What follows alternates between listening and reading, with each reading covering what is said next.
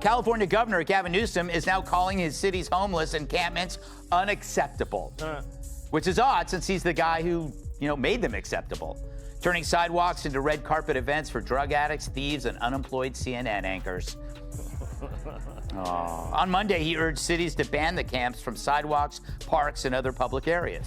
So after years of denying the problem, he's now pretending to fix it, which is like putting on a as you're leaving a whorehouse. California Governor Gavin Newsom just declared war on homeless encampments across his state, calling them unacceptable, which is absolutely mind-blowing since he's the same guy who spent years defending these very camps as compassionate policy. This isn't just another political flip-flop. This is a desperate man realizing his presidential dreams are crumbling faster than San Francisco's sidewalks. And when Greg Gutfeld gets his hands on this level of hypocrisy, the gloves come off completely. Picture this: Newsom glides into every room like he's auditioning for a shampoo commercial, hair perfectly coiffed, ego shinier than the Golden Gate Bridge. But behind that slick exterior lies a trail of broken promises, failed policies, and scandals that would make any normal politician disappear forever. Yet here he is, somehow convinced he's presidential material while his own state burns literally and figuratively. The homeless crisis didn't just happen overnight. For years, Newsom and his progressive allies turned California's streets into open-air drug markets, defending tent cities as housing solutions and attacking anyone who dared suggest maybe having people living in their own filth wasn't actually compassionate. They called it meeting people where they are. Turns out where they are is in complete chaos, and now Newsom wants us to forget he created this mess in the first place.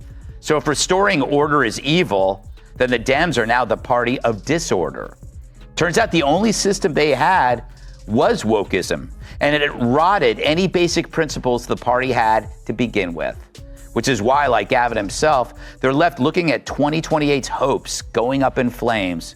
And this time, no one is going to help them put it out. But here's where it gets absolutely insane. While regular Californians were told to be patient and understanding about the growing encampments, Newsom was busy cutting secret deals with his billionaire buddies. Enter the Panera Bread scandal, a story so corrupt it sounds like satire. California passed a law mandating higher minimum wages for fast food restaurants, jumping from $16 to $20 an hour. Sounds good, right? Except there's a bizarre exemption for chains that bake bread and sell it as a standalone item. Why would bread make any difference? What kind of twisted logic is that? According to Bloomberg News, Newsom personally pushed for this bread exemption to help longtime campaign donor Greg Flynn, who owns dozens of Panera Bread locations. So while mom and pop burger joints got crushed by the new wage requirements, Flynn's empire got a free pass thanks to his friendship with the governor. This isn't just cronyism, it's brazen corruption disguised as worker protection. Newsom literally rewrote state law to benefit a single billionaire donor, then had the nerve to pretend it was about fairness. The hypocrisy doesn't stop there. This is the same governor who lectures everyone about environmental responsibility while jetting around in private planes, like it's his personal Uber service. He preaches about carbon footprints while leaving one the size of Texas everywhere he goes. It's like watching a vegan show up to a barbecue wearing a full fur coat. The cognitive dissonance is staggering. Meanwhile, California leads the world in carbon emissions per capita. Water shortages are getting worse, and wildfires rage annually. But hey, at least his Instagram selfies look sustainable. Apparently, the baked bread exemption has puzzled observers for months, but Newsom told reporters it's just part of the sausage making of politics. So what's that mean, sausage making? We know it has nothing to do with Gavin cooking. He prefers dining out, especially when everyone else is locked down under threat of arrest. The phrase refers to the unpleasant way in which a process is carried out behind the scenes. When someone says, you don't want to know how the sausage is made, it's usually referring to something gross. California Governor Gavin Newsom and Mayor Karen Bass denounced the federal immigration raids. So now they don't want California to have ice or water. So last week, Newsom said he hopes the conservative Supreme Court will overturn the current law that bans his state from removing out-of-control homeless encampments. Imagine that. Well, what did you expect, Gavin? That the sanctuary seekers were going to show up in Winnebago? Then came the French Laundry incident, the moment that perfectly captured Newsom's rules for thee, not for me mentality. While Californians were banned from indoor dining under threat of arrest, Newsom was photographed at an exclusive Napa Valley restaurant, maskless, and mingling with lobbyists like COVID restrictions were just suggestions. When confronted about this blatant hypocrisy, he offered a half-hearted apology that sounded more like annoyance at getting caught than genuine remorse. This wasn't a mistake. It was a window into how he really views himself compared to ordinary citizens. The pattern becomes crystal clear when you look at his track record on actual governance. Housing costs have skyrocketed to insane levels under his watch, with basic homes costing more than luxury mansions in other states. His solution? Task forces, working groups, and pilot programs that produce nothing but bureaucratic busy work. He launches these initiatives like they're his personal superhero squad, complete with vague titles like Innovation Cohort and Future Now Response. It's all theater designed to sound impressive while accomplishing absolutely nothing. Crime has exploded across California's major cities, turning downtown areas into dystopian nightmares where people need survival guides just to walk to work. Carjackings, smash and grab robberies, and aggressive panhandling have become so common that businesses are fleeing the state in record numbers. Newsom's response? Press releases about compassionate leadership and community engagement. As if pretty words are going to get your stolen iPhone back from the guy in the stolen minivan. The budget situation is equally disastrous. Newsom bragged about having billions in reserve funds, then promptly blew through them on pet projects, bailouts, and obscure grant schemes that nobody can explain. Now California's credit rating is shaky, but somehow there was still money for electric surfboards and unnecessary solar boats. Meanwhile, basic infrastructure crumbles while he funds fantasy projects that exist only in PowerPoint presentations. You could be the governor of any state. What would it be? And you might say, oh, I would be in Texas, live free or die. No, that's New Hampshire. Just live free, whatever. It's or just die. It's California. Because people can live under the most incompetent governance ever, but it's still California, right? So why do I keep bringing up Gavin? Well, other than my respect for his work in American Psycho, he's starting to distance himself from his party's worst ideas. Newsom, a guy who hates fossil fuels but could still bring down the price of gas by wringing out his hair, once proclaimed that his state would be a sanctuary to all who seek it. Then people actually came, tons of them, moving faster than a mob of Walgreens shoplifters. Healthcare promises turned into another example of Newsom's preference for headlines over results. Universal coverage, mental health reforms, drug abuse recovery programs. It's always roadmaps and strategic visions that never materialize. Try getting a basic checkup in California and you'll wait 6 months, but Newsom will gladly give you a press conference about his revolutionary healthcare initiatives. It's governance by press release, where announcements matter more than outcomes. Education has completely collapsed under his leadership. Schools are shutting down, parents are scrambling for alternatives, kids are falling behind, and California's academic rankings continue plummeting. Yet Newsom keeps rolling out dreamy initiatives about equitable access and education 2.0 inches that sound like tech startup pitches rather than actual policy solutions. The man treats public education like a marketing campaign instead of a fundamental responsibility. But perhaps nothing captures Newsom's approach better than his obsession with celebrity endorsements and Hollywood connections. Every crisis gets a flashy campaign complete with Instagram posts, celebrity PSAs, and hashtag activism. Wildfire safety becomes a social media event. Drought response gets the celebrity treatment. Earthquake readiness becomes a branding opportunity. Meanwhile, if you actually tour the affected neighborhoods, you'll find nothing but hero tape and boarded up stores. The mismatch between his carefully crafted image and brutal reality is stunning. This theatrical approach extends to his pandemic response, where he positioned himself as the lockdown king, shuttering salons, gyms, and small businesses while preaching discipline and sacrifice. Then he immediately undermined his own message by dining at exclusive restaurants like the rules didn't apply to him. His policies oscillated more than his private plane itinerary, creating chaos and confusion, while he maintained his perfectly coiffed appearance above the fray. So after years of denying the problem, he's now pretending to fix it, which is like putting on a condom as you're leaving a whorehouse. Who hasn't? What's the condom. But as always, when a far-left Dem runs for national office, he acts like a Republican. This is where the left is really pro-trans. Suddenly, they grow balls. So Newsom is fed up with tent cities, the crime, the urban decay?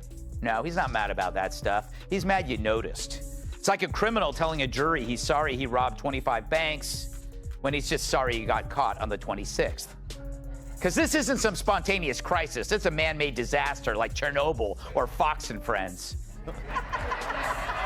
The recall election revealed just how desperate Newsom had become to maintain power. Instead of defending his record, he played the victim like a Broadway understudy, finally getting his moment in the spotlight. He smeared opponents, played partisan politics, and hid behind union support rather than addressing the legitimate concerns of fed-up voters. The man who claims to represent California's future couldn't even make a case for his present performance. Now he's making strategic visits to key primary states like South Carolina, obviously positioning himself for a 2028 presidential run. The sheer audacity is breathtaking. A governor whose state has become synonymous with dysfunction thinks he deserves a promotion to the White House. He's trying to rebrand himself as a moderate, suddenly discovering positions that sound suspiciously Republican after years of progressive extremism. But voters aren't buying this desperate makeover attempt. Every time Newsom tries to dunk on successful states like Florida or Texas, his own California trips over another pile of its own dysfunction. He keeps comparing California to entire nations, as if running a broken DMV qualifies him to manage a global economy. If California were actually a nation, it would be the one constantly bailing out its own citizens while bragging about achievements that exist only on paper. The water crisis perfectly illustrates his incompetence. Despite knowing that droughts happen regularly in California, his administration failed to prepare adequate infrastructure or storage solutions. Instead of addressing the actual problems, he keeps blaming climate change while ignoring the environmental red tape that delays every practical solution. It's easier to point fingers at abstract concepts than admit your own policy failures. Gavin ponders why Dems lost. We lost the popular vote and we lost the electoral vote. We got crushed. And we need to be humble about that, and we need to have some grace, and we need to understand why. Was it because of the incumbency penalty? Was it because of inflation? Was it because of interest rates? Was it because of immigration? Was it because we were too, quote unquote, woke? Was it because of issues with Israel? Was it all of the above? I think we are going through that forensic. We need to understand at the same time, we also have to push back against the whitewaters and headwinds of the Trump administration. So Los Angeles is on fire again. It's like deja vu, the French words for Newsom sucks. So while ICE was out investigating a criminal conspiracy, rioters assumed it was an immigration raid and swarmed and assaulted the feds. And no surprise, the state's leadership spent 2 days giving the rioters more support than Pelosi's underwire.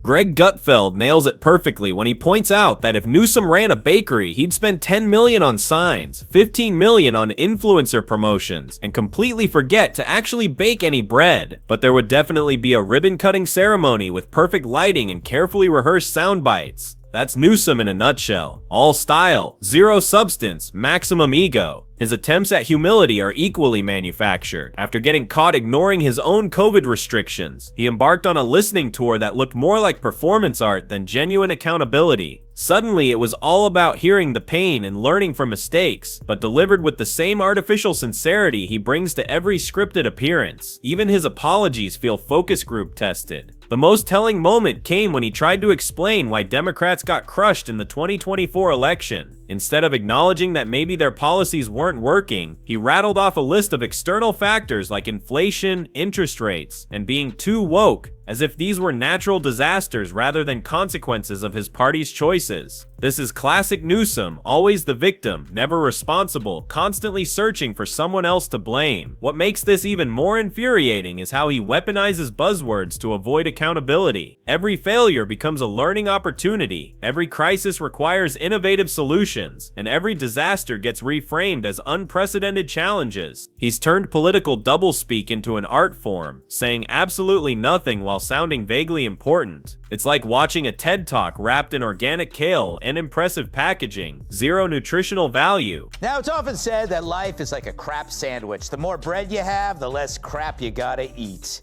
But in Gavin Newsom's California, they mean it literally.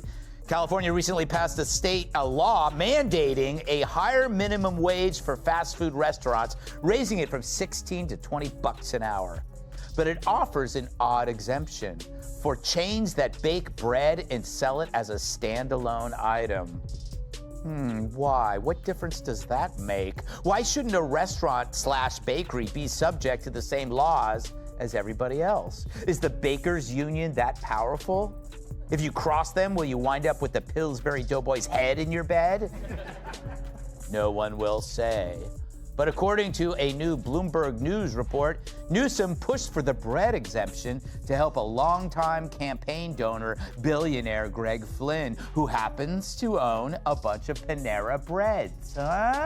The energy policy disaster showcases his complete disconnect from reality. He shut down nuclear plants while begging residents not to use air conditioners during heat waves. California went from being the tech capital of the world to pleading with people not to microwave dinner after 7 p.m. Blackouts became so common that candles might get taxed as an energy source. And the only reason his mansion never loses power is probably that backup generator running on pure smugness. Meanwhile, he's turned California into a bureaucratic nightmare where you need permits to breathe and PhD-level expertise just to fix your fence. Small businesses suffocate under impossible regulations while his corporate buddies get tax breaks and exemptions like it's Christmas morning. He claims to fight for the little guy, just not any little guy who isn't already writing checks to his campaign fund. The transformation is complete when you realize that every single bad policy that infected the Biden administration started right here in California. This state has become a factory for producing the worst politicians in modern history, and Newsom sits proudly at the top of that list. Adam Schiff, Nancy Pelosi, Kamala Harris, they're all products of this same dysfunctional political machine that mistakes virtue signaling for actual virtue. But here's what really drives people crazy about Newsom. He genuinely believes his own hype. He's convinced that charisma can replace competence, that perfect hair can hide policy failures, and that carefully rehearsed hand gestures somehow make up for a complete lack of results. He's like a live-action political Ken doll with interchangeable outfits but only one speech, and that speech is getting old fast. Kennedy, I think the answer is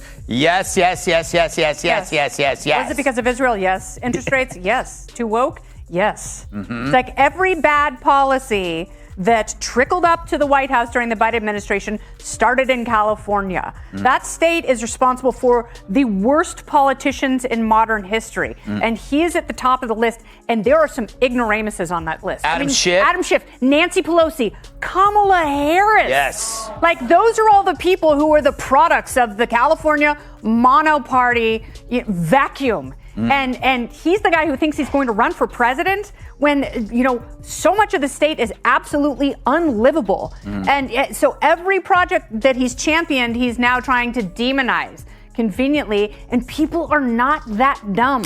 The recall effort should have been his wake-up call, but instead he doubled down on the same failed approaches that got him in trouble in the first place. Rather than fix the homeless crisis, he managed it. Rather than address crime, he redefined it. Rather than improve education, he renamed it. This isn't governance. It's an elaborate shell game where problems get moved around rather than solved. His legacy will be the most expensive, over-regulated, underperforming state in American history, but it'll be beautifully photographed and perfectly branded for social media consumption. Because in Newsom's twisted worldview, looking good while falling off a cliff isn't failure, it's leadership. And that delusion is exactly why Greg Gutfeld's brutal takedowns hit so hard. When someone finally calls out the Emperor's designer clothes, the whole facade crumbles instantly. The saddest part is that California has incredible potential, world-class universities, innovative companies, beautiful geography, and hardworking people who deserve so much better. But under Newsom's leadership, that potential gets buried under layers of bureaucratic incompetence, progressive ideology, and narcissistic grandstanding. He's not governing California, he's performing for an audience that exists mainly in his own imagination.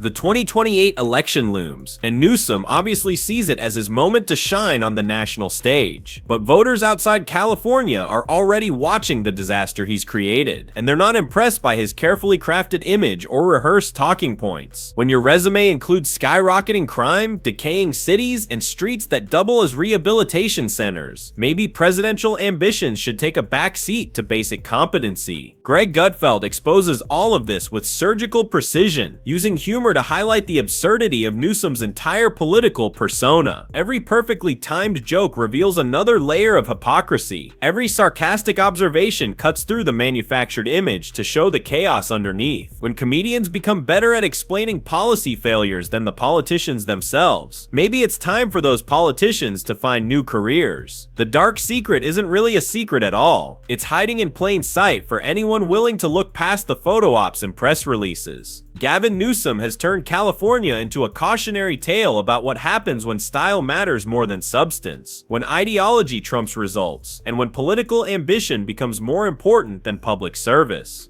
The only question left is whether voters in other states will learn from California's expensive mistakes or repeat them on an even larger scale.